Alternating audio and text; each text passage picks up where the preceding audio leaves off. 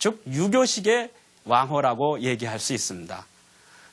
이만큼 태종무열왕이 왕위에 즉위한 이후에 유학을 중시 여겼다라고 하는 것을 알 수 있습니다. 실제 648년 나당동맹을 체결하기 위해서 당나라에 갔을 때 오늘날 대학에 해당하는, 즉 유학을 체계적으로 가르치는 국학에 가서 참관을 하고 그의 아들 문왕을 비롯한 여러 명을 국학에서 수학하게 했습니다. 그리고 중국의 여러 문물 제도를 적극적으로 수행했던 사람이 바로 김춘추였습니다. 자, 김춘추가 돌아가신 이후에 그의 직계 자손들이 왕위를 계승했습니다. 바로 회궁왕대까지 그의 직계 자손들이 왕위를 계승했기 때문에 그 시기를 바로 중대라고 불렀던 것이죠. 태종무열왕의 뒤를 이어서 맏아들인 번민이 문무왕으로 즉위합니다. 문무왕은 생전에 잘 알다시피 668년 고구려를 멸망시키고요. 676년에는 당군을 한반도에서 축출함으로써 삼국 통일을 이루었습니다. 그리고 문무왕은 생전에 진골 귀족을 숙청하고 왕권을 강화하기 위한 노력도 기울였습니다. 특히 670년 무렵에 친당 세력이었던 한성도독 박도유를 숙청하기도 했습니다. 진골들의 숙청을 통해서 귀족들의 힘을 약화시키고 왕권을 강화하려고 하는 노력을 했던 것입니다. 그리고 통일전쟁 기간 중에 농민들의 생활이 굉장히 어려워졌습니다. 그래서 전쟁이 끝난 이후에 문무왕은 농민들의 생활을 안정시켜서 지배체제를 강화하기 위한 노력을 기울였어요. 668년 고구려가 멸망한 뒤에 그 다음해인 669년에 문무왕은 대사면령을 내리게 됩니다. 5가지의 큰 죄를 지은 사람을 제외하고 나머지 죄인들을 모두 감옥에서 석방시켜 주었던 것이죠. 특히 남의 물건을 훔쳐서 감옥에 갇힌 사람들의 경우는 감옥에서 석방시킨 이후에 자기가 빼앗은 물건을 기한을 두지 않고 배상해야 된다. 그러니까 곧바로 배상하지 않아도 된다라고 하는 조치를 취하게 됐습니다. 그리고 통일전쟁 기간 중에 농민들의 생활이 굉장히 어려워서 그들은 남에게 빚을 졌습니다. 그러니까 돈이라든가 곡식을 꾸어와서 생활을 했던 것이죠. 그런데 그 당시에 이자가 굉장히 높았기 때문에 우리가 그것을 고리대라고 부르게 됩니다. 고리대가 성행함으로써 사람들은 어려운 고통을 당했던 것이죠. 특히 고리대를 갚지 못하면은 그 사람을 노비로 삼을 수 있다라고 하는 법이 신라에 존재했습니다. 삼국통일전쟁 이후에 민심을 수습하기 위해서는 고리대 문제를 해결하지 않을 수 없었습니다. 그래서 문무왕 9년에 고리대로 의해서 빚을 진 사람들은 그 고리대를 탕감시켜주는 조치를 취했습니다.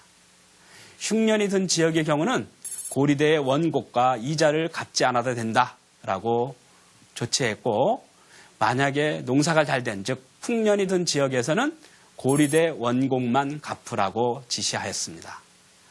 그리고 전쟁이 끝난 이후에 무기를 농기구로 만들어서 농업생산 기반을 확충하려고 노력을 기울였습니다. 그리고 농민들에게 부과하던 세금을 감면시켜주고, 그리고 성이라든가 궁성이라든가 제방을 쌓는 데에 동원하는 것을 되도록이면 줄였습니다. 이런 결과 문무왕 말년에 이르면은 집집마다 넉넉하고 사람마다 풍족해졌으며 국내에는 근심이 없어졌고 창고에는 곡식이 가득 쌓였다라고 얘기할 정도로 나름대로 국가체제가 안정을 이루었다고 볼 수 있습니다.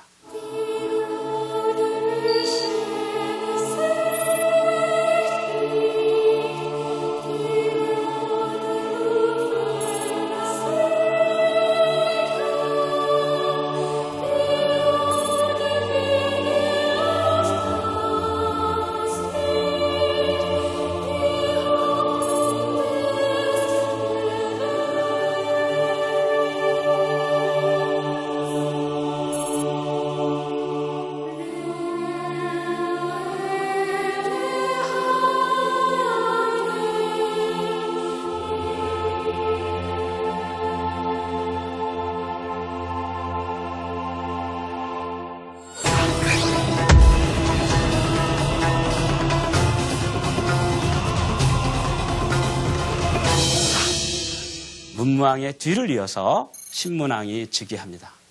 신문왕은 즉위하자마자 장인인 김음도를 제거합니다. 김음들이 아마도 귀족을 대표하는 인물이었던 것 같습니다. 강력한 왕권을 확립하기 위해서는 그를 제거하는 것이 필요하다고 생각을 했던 것이죠.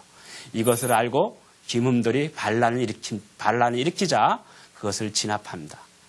그리고 문무왕대의 상대 등을 역임하였던 병부령 김군관을 김음들의 반란을 알고도 고발하지 않은 불고제죄라고 부릅니다. 그 죄를 씌워서 그의 아들과 함께 죽여버립니다. 그리고 나서 귀족들에게 왕에게 절대적인 충성을 하도록 요구하는 교서를 반포합니다. 교서라고 하는 것은 왕이 어떤 정책을 지시하는 것을 가리키는 것이죠. 절대적인 충성을 왕에게 요구하면서 강력한 왕권을 확립하려고 했던 것으로 보여집니다. 그리고 신문왕은 통일 이후에 지배체제를 새롭게 정비합니다. 먼저 중앙행정관서를 체계적으로 정비하고 있는 것을 볼 수 있습니다. 중앙행정관서 가운데 제일 먼저 정비된 것이 병부였습니다. 이것은 이미 버풍왕대의 군사적인 업무를 담당하는 부서로서 만들어졌습니다. 그 이후에 진평왕과 진덕여왕대의 중앙행정관서가 많이 정비가 됩니다. 그 가운데 가장 중요한 것이 바로 집사부의 설치였습니다. 진덕여왕 5년, 즉 651년에 진덕여왕은 품주를 집사부로 개편을 합니다. 품주는 그 이전에 기밀사무와 국가의 중요한 기밀사무와 그리고 재정을 담당했던 기관이었습니다.